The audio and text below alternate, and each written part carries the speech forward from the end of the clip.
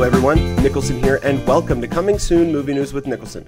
I'm your host, and on this show, every Monday, Wednesday, and Friday, we'll be going over all of the day's movie news and going over what it means for the production in general, such as casting decisions, trailer announcements, director announcements, things like that. So, without any further ado, let's get started with today's Hot Topics.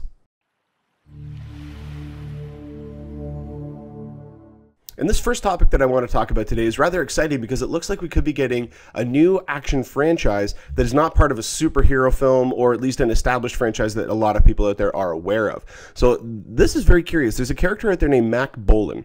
And Mac Bolan has been the subject of a lot of novels. He's a fictional character, but he's been the subject of a lot of novels, both from the original writer, Dan Pendleton, and once he sold the rights, there's about 600 novels or so in circulation about this character with ghostwriters and things like that. But he was a Vietnam vet who, when he came back, is very similar to Rambo in certain aspects. But he was a Vietnam vet who, once he was finished with his tour, he decided not to return to Vietnam, but he decided to take the skills that he had learned and go head on and attack the mafia that is circumventing all over the United States of America. And so he basically goes one city at a time to try to clear out all the problems. And this character has been around almost as long as James Bond, at least film-wise. You know, the first Mac Bolan story was written in the late 60s, so I mean, he's been around for almost 50 years, about 45 to 50 years. And one of the cool things about this is that this is being geared as a potential starring vehicle for Bradley Cooper. So Bradley Cooper, right now, even though he is a part of the Marvel Cinematic Universe just as a voice, a lot of people have been speculating that he could be some other actual character in the Marvel Cinematic Universe going forward. This would mean that he's not only going to have something like that, if that does end up happening, but he's going to have his own action franchise all to himself. Now, this is sounding really cool because it's got a very 80s action hero style to it. Shane Salerno is writing it, and he most recently, the one that a lot of people would remember him from would have been Savages, but he's written a lot of different projects, and one that he's got coming up is one of the Avatar sequels. So you know, if James Cameron hires you as a writer, you know you've at least got some credibility in terms of the types of stories that you're wanting to tell. So he's written this new script, and it's supposedly, as of right now, going to be directed by Todd Phillips. Now, Todd Phillips has already worked with Bradley Cooper several times on the Hangover trilogy, and he's also done movies such as Road Trip and Old School and lots of other projects that he's worked on. But this would be his first straight-up action film, and I am actually kind of curious to see what he can do, because if you look at a lot of his films, even though they are straight-up comedies for the most part, they do have action elements to them, especially the Hangover films, even though they got worse and worse and worse as they went on. They still had some cool action moments and action beats in the film that I think he could really do well with a straight-up action film, especially with the comedic personality of someone like Bradley Cooper, because you could really play against type. You could make him... you could make the storyline and everything about that appear as though it's a straight-up action film, and then you could have his, you know, charismatic, kind of roguish personality kind of come through, and I think it could really work. Shane Salerno did say that they are aiming for a PG-13 rating. Now, when I first read that, I cringed, because I said, oh, great, another action franchise that we're going to get that's going to be watered down by PG-13. The only thing that's going to be removed with a PG-13 rating, and Expendables 3 did prove this, is that blood and nudity and excessive swearing. Those are the only things that are not allowed in anything higher than a PG-13 rating. So that means, and if you look at Expendables 3, it's still not all that great of a film. It's still fun, but it's not that good of a movie. But some of the action sequences in that movie, like, they kill so many people in that film, and you can really get away with a lot with a PG-13 rating, as long as you don't drop any F-bombs, you don't do any nudity, and there's not any real excessive blood. Like, even look at Guardians of the Galaxy. Guardians of the Galaxy is a movie that rated PG-13, and in the movie, Ronan the Accuser, this is not a spoiler, this happens like 5-10 minutes into the film.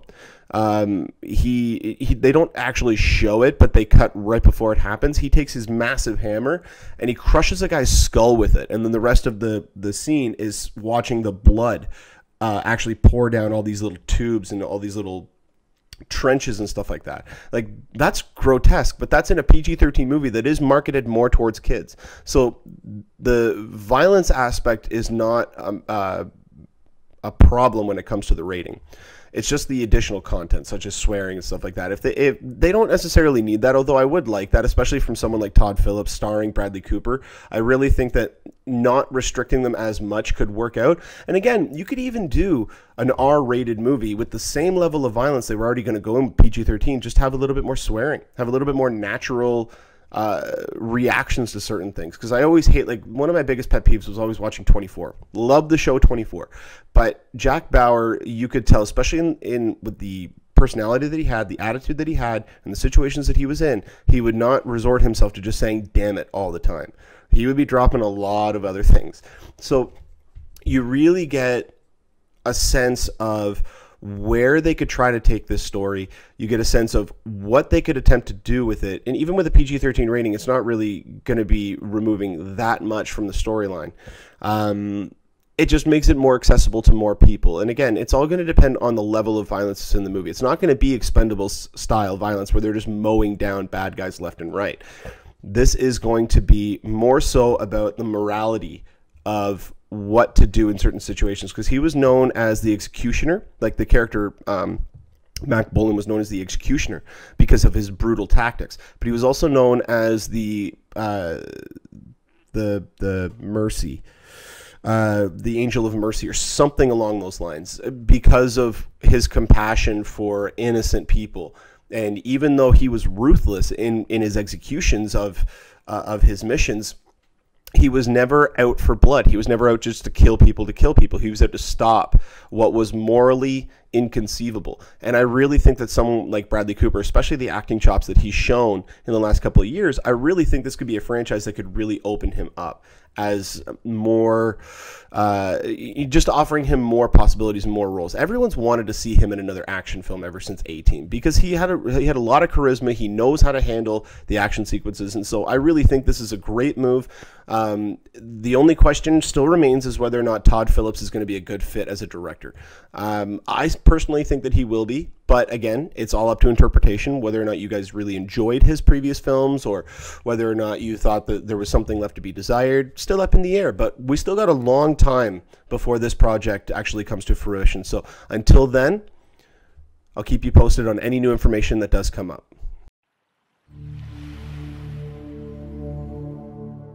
All right, and this next story is about a project that so far has just been riddled in speculation. I'm talking about Batman v Superman. So there's been an actor who's been signed up for the film for a while. We know he's playing an integral role, but outside of that, we have no idea what exactly he is playing. And the actor I'm talking about is Scoot McNairy. Now, Scoot McNairy had a very pivotal role in Argo, which starred Ben Affleck, directed by Ben Affleck, and written by Chris Terrio. All of those people are involved in this project. A lot of speculation first came out that he was playing Nightwing, and I'm glad that he's not, because I just don't think that Nightwing needs to be in this universe. It's just a character that they don't need. But then other speculation came out that he was playing this character, that character, this character, that character. Well, now we have even more. And I just wish that DC would come out, or Warner Brothers would come out and just say exactly who he is. I know they're not going to. They love this fan speculation aspect that just gets people talking more and more and more about the film. But some pictures actually came online. I'm going to put one up here about what he looks like on set. And it's very curious because he's in a business attire. But if you look at his knees and below, he has tight green spandex fabric around his feet and his legs up to his knees. And a lot of people have speculated, well, I mean, it's not really speculation. We know that that is for green screen removal and visual effects additions. So we know they're going to be replacing or augmenting his legs with something else. Now, there's two main theories that are going around right now. The one that has the most weight, at least the one that most people out there are talking about and have a little bit of evidence as to why that would be, is that he would be playing the Flash, that he is actually Barry Allen, and that those are, when he is running ridiculously fast, that they're just going to be replacing his legs. But the curious thing about that is, why did they only go up to his knees? That's one thing that a lot of people are kind of going, okay, that is kind of odd. If they're going to replace his full leg, you think they would go all the way up to his waist, and then they would digitally replace his entire leg. The other main theory is that he's playing Metallo, or James Corbin.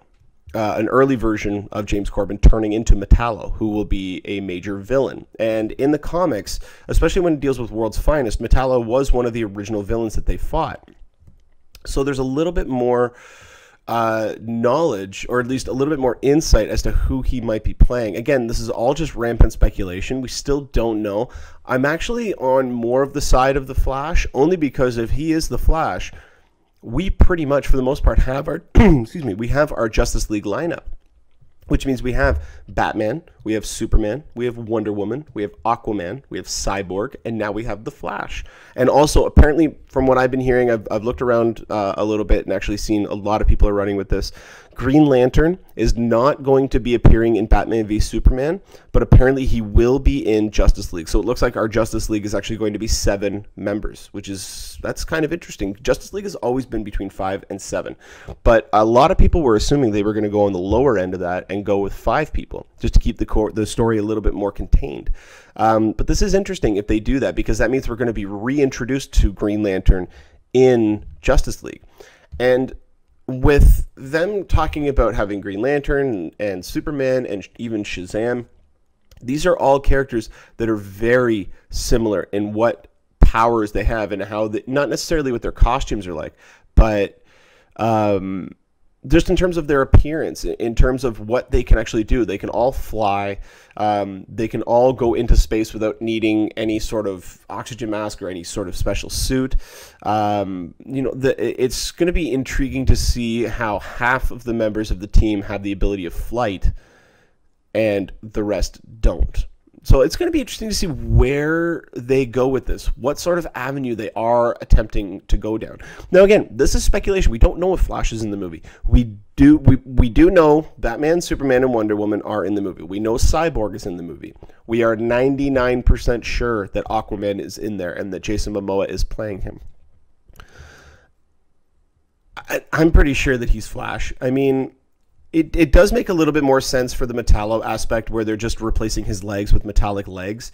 Other people have said that it's because he actually lost his legs in the Battle of Metropolis at the in the first movie, and the sequences that they're showing, at least with him in the suit, are set during that time, because we know part of the movie will be set during that battle from Batman's point of view. So maybe they are taking it from everybody else's point of view and saying, this is, this was the catalyst that created a lot of the problems.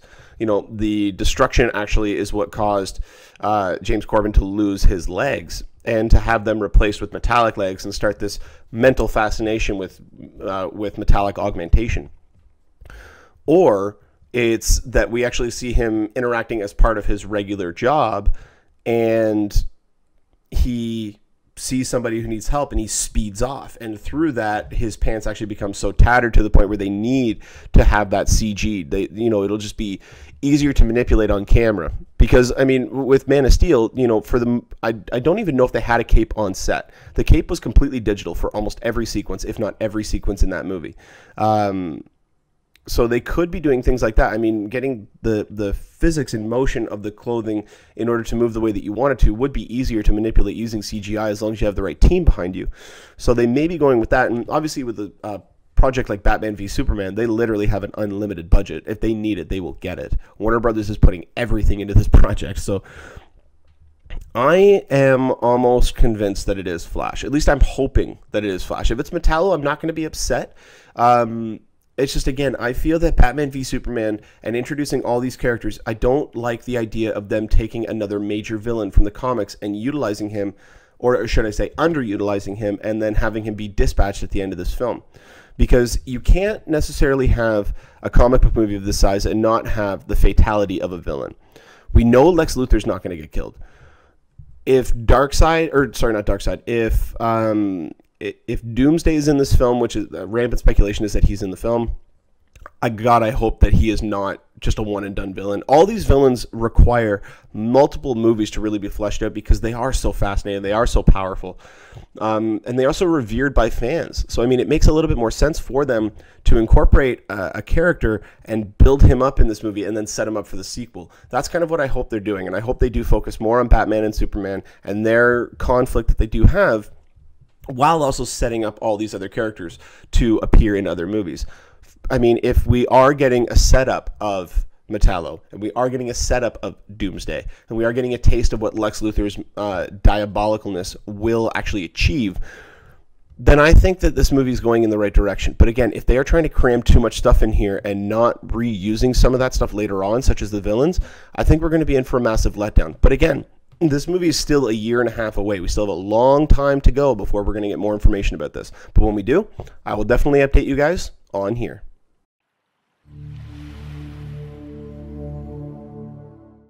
All right, the next topic is kind of tying into what I just talked about. It looks like The Rock has come out and actually confirmed that he is in a Shazam film.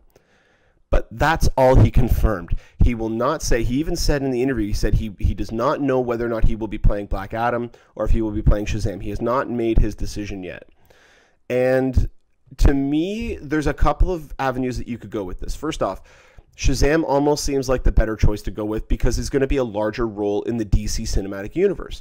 Unless they are planning on taking the avenue with Black Adam where he is actually an anti-hero, where he is still the good guy who just doesn't really care about what he has to do in order to get the job done. And if they take that route, then they could have him appear in more films. But having someone like The Rock involved in a franchise means you need to keep him around for a long time. And someone like Black Adam, especially if you're going to introduce Black Adam in the first Shazam movie, that means he's going to be the villain, which means he's not, like, he is still a complex character, but he's not going to be around as often as a character like Shazam would be. Now, the flip side to that, Shazam, half the time on screen, or at least common knowledge would perceive it to be that half the time he's going to be Barry Batson, who was the kid. He was like a 12-year-old kid or a 10-year-old kid, and he yells Shazam, and that's when he turns into Shazam, who would presumably be The Rock. So the question remains, if he does choose Shazam, will they remove the Barry Batson character? Or will they make it so that he is Barry Batson at the beginning, and once he says Shazam, he turns into Shazam, and he stays as Shazam? They could do something like that. But, again, if he was to sign on, or we know he signed up, but if he was to sign on to a specific character, I do feel that Shazam would be the better option, only because we would get more films with him. And The Rock is well aware of his ability to go into a franchise and fix it. Not necessarily saying that DC needs it fixing, they just need to start it, which it looks like they're finally doing, but it's still interesting because he was signed on to a Black Adam movie about 5 years ago. Maybe about 6 now. But he was signed on to play Black Adam in a Captain Marvel movie about 6 years ago, and then that just fell apart. So the people out there are saying, well, he was Black Adam before, he's going to be Black Adam again. I don't know, because the DC Cinematic Universe has now been created. We now know that they have some sort of idea where they would like these movies to go, or at least which projects are going to pop up in certain times. So having him play Black Adam, I think, would be a step backwards, even though it's a fascinating character. I do think that he would have a little bit more fun with Shazam, but not only that, they'd be able to explore that character a little bit more. Again, this is all hinging upon the fact that Black Adam will be a true and true villain, that he is not an anti-hero. If he is played an anti-hero, I would see The Rock going more towards that character. But it's all going to depend on how they adapt the character. What version of the character are they going to go with? We still need to get that information out, but he's really playing coy. He did this last month as well, where he said that, you know, the announcement will be made soon. It's like, okay, soon usually means within a week. 2 tops. You've now given us over a month. So a lot of people are starting to get a little frustrated. When I hear it, he'll come out and he'll say, yeah, I'm in Shazam, but I'm not going to tell you who I am yet. It's like, oh, you little jerk. So you got to wonder what is going on, whether or not it's just contract negotiations or if it is just him just toying with the fans. And The Rock knows how to do that almost better than anybody else. So it'll be interesting to see. But when we get the actual confirmation, when The Rock actually does come out and say, yeah, I'm playing this guy, I will definitely update you guys on here.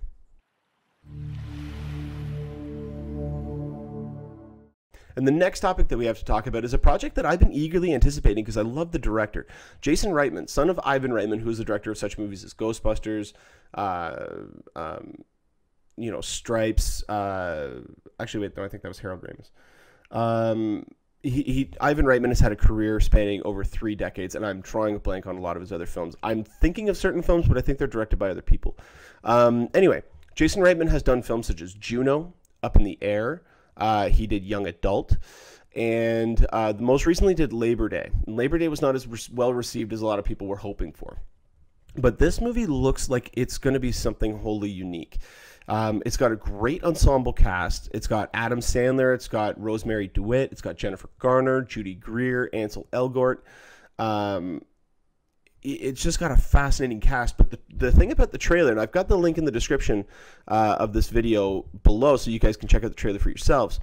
There's not a line of dialogue in the movie, or at least in this trailer. It is all done through social media. And the whole purpose of the movie is the effect that social media has had on the class, on basically on family values, on, you know, a husband who no longer really has anything for his wife. The wife doesn't feel desired anymore, so she's going off and having an affair. He's also looking for escorts online because he feels that's all he can get. Then you have a character like Ansel Elgort who seriously has relationship issues where he deeply wants a relationship, and you can just see that with his performance in this movie, just looking through pictures of people being happy, and you can really see that he's really being affected by it.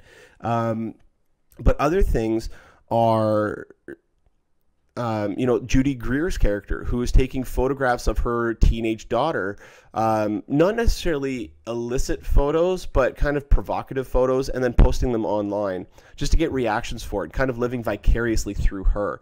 So it's going to be a really introspective look into how families are today. And the tagline of the movie is find out about the people you're around, or how does it go? Know about the people who you spend all your time with, or something along those lines. Basically, you don't know anything about the people who you are around all the time, that you interact with, that are part of your family, that you love, that you care for. And this is a fascinating topic, especially in today's, just at first glance, with the topics that they're trying to go for and the talent that's behind it, this could, and I have to stress, could be another social network in terms of how relevant it is for the day that we live, for the time that we are alive right now, for what the impact of these things are doing to people, especially to teenagers and kids and young adults, to how it is actually affecting us. And the impact of this film could be big. The movie comes out in October. I believe it's October 3rd. But yeah, definitely check out the trailer. This movie shocked me at how intriguing this trailer was. Because again, there's no dialogue. It's all done through text bubbles. Either, emails that people have sent or text messages that they're sending. And or just what they're looking at on a computer, but there's no dialogue through it, and it's fascinating. I definitely recommend to check it out. The movie opens October 3rd, so when we get more information about this film, I'll definitely update you guys on here. And the final topic that we have to talk about today is, by and large, and I even said this in my tweet, this is the WTF moment of the day. Johnny Depp and his daughter, Lily Rose Depp, have signed on to co-star with Harley Quinn Smith in Kevin Smith's new film, Yoga Hosers, which is supposed to start production within the next week or two. Now, this left field would be a neighbor compared to where this came from. This is so far out of left field. This is from the parking lot of that ball field. It's... Here, okay, I'm going to give you the actual plot breakdown of this, okay? Just listen to this. Yoga Hosers, written by Smith, centers on a 15-year-old yoga nuts, Colleen Collette, who is Lily Rose Depp, and Colleen McKenzie, who's played by Harley Quinn Smith, who have an after-school job at a Manitoba convenience store called A to Z, A spelled like the Canadian A. When an ancient evil rises from beneath Canada's crust and threatens their big invitation to a grade 12 party, the Colleens join forces with a legendary manhunter from Montreal named Guy Lapointe, played by Johnny Depp, to fight for their lives with, according to the producers, all 7 Sharkas, one warrior pose at a time. Wow. This movie sounds insanely weird. Just weird. I am so excited for this film because this is apparently the second chapter in his True North trilogy, which is starting off with Tusk, which I'm going to be going to see at TIFF in a couple of weeks. So I'm very excited about that. But there's been a rumor that Johnny Depp is actually in the movie Tusk and that he's playing a character named Guy Lapointe. Well, this just confirms it because now he's in the pseudo sequel. This sounds so crazy. I heard Smith talking about this a while ago, but there was not as anywhere near as much information about this. He has a fascination with Canada. He loves hockey. He loves coming up to Canada. He loves Toronto. And so really taking advantage of Canadian mythology. And it's funny because I'm born and bred Canadian and I've never heard of anything like this. But apparently this takes place within mythology, ancient mythology within Canada. So whether or not that's native mythology or something that he just came up with and is calling it mythology, we still don't know. But this sounds just crazy. Just crazy. I mean, Smith's turnaround means that we'll probably get this movie sometime early next year or maybe springtime or summer. Because he self-finances all of his movies now for the most part. This movie sounds like it'll be a little bit more expensive, so he'll probably have to get a studio to help him out. But it's described as an action-adventure comic book movie, so it's going to have that right off the page feel. I think it's going to be akin to a much more serious and horror element of Scott Pilgrim versus the World. This just sounds so weird, and oh my god, when I saw that I went, what? This sounds, oh man. I am very much excited for this project. I really hope that this comes to fruition because Kevin Smith is one of those rare filmmakers out there where it's a love him or hate him. A lot of people do not like Kevin Smith, and that's understandable. There's elements of him that a lot of people don't like, and I can see that. But I just love how daring he is in all of his projects. Like you look at films like Zack and Miri Make a Porno, or you look at Red State. I mean, you can avoid cop-out like the plague. Still my favorite movie. It's almost a toss-up, but I think right now my favorite film of his is Mallrats, followed very closely by a tie between Dogma and Jay and Silent Bob Strike Back. Like, he has so many classics. Even Clerks 2 is a great film, but now he's really starting to branch out. I'm very interested to see Tusk and to see what he's able to do with that movie. It's like a Human Centipede type movie, but apparently with a little bit more comedy, which that's going to be hard because, Human Centipede was kind of a comedy, just not intentionally. So yeah, I mean, there's no release date or release information about this film, just that it's supposed to start production within the next week or two. But if we get more information about this, I will definitely update you guys on here because I want to know as much about this property as I can. This sounds so odd and weird and cool. I am definitely on board with this. But yeah, if we get more information about this, I'll definitely update you guys on here.